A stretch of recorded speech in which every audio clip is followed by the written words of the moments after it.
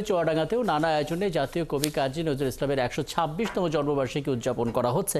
এই দিবসটি উপলক্ষে সকালে জেলার কারবাসডগায় শোভাযাত্রা দোয়া অনুষ্ঠানের আয়োজন করা হয়। এই সময় কবি স্মৃতিস্তম্ভে ফুল দিয়ে সম্মান জানান জেলা প্রশাসক মোহাম্মদ জহিরুল ইসলাম, পুলিশ সুপার সহ বিভিন্ন সাংস্কৃতিক অঙ্গ সংগঠন। পরে কারবাসডগা মাধ্যমিক বিদ্যালয় ও মাঠে আলোচনার সভা ও সাংস্কৃতিক অনুষ্ঠানের আয়োজন করা হয়। সন্ধ্যায় অরিন্দম সাংস্কৃতিক সংগঠন উদ্যোগে নাটক রিক্তের বেদন মঞ্চস্থ হবে।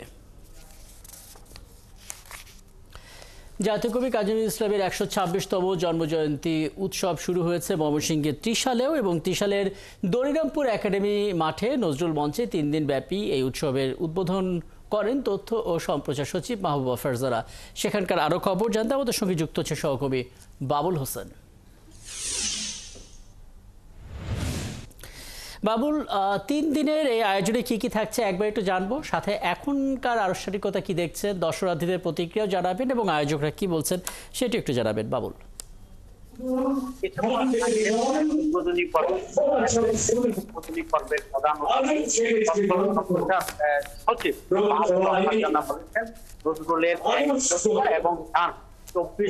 যাদের প্রমাণিত করেছে এবং তারা একটি বৈষম্যহীন বাংলাদেশ গড়ার যে স্বপ্ন দেখেন সেটি তারা একটি লোকে পৌঁছানোর জন্য অনুপ্রাণিত করেছে।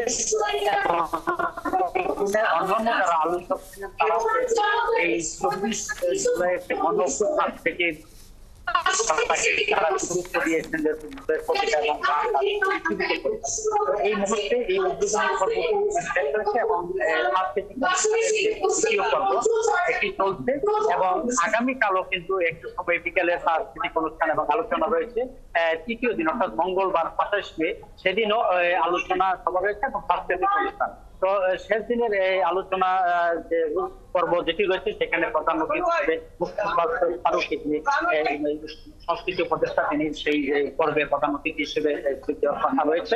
তো যেটি এই ত্রিশালের নানা শ্রেণী মানুষ বলছেন যে নজরুলের শেকড় এই ত্রিশালে জাতীয়ভাবে উদযাপিত না হওয়া তারা অনেকটাই হতাশ এবং ক্ষোভের কথা তারা বলছেন যে তারা চান যে বরাবরই যেন ত্রিশালের এই নজরুল একাডেমিতে ত্রিশাল একাডেমি মাঠ রয়েছে সেখানে জাতীয়ভাবে উদ্যোগী হবে এমন প্রত্যাশার কথা বলছেন এবং আয়োজকরাও কিন্তু সেটি বলছেন যে সংস্কৃতি বিষয়ক মন্ত্রণালয় এবং জেলা প্রশাসন উদ্যোগে আমাদের যে উৎসব 3 দিন ব্যাপী সেটি একই ধরনের তথ্য ব্যক্ত করেছেন যে প্রতি বছর এখানে জাতীয়ভাবে উদযাপন করার জন্য।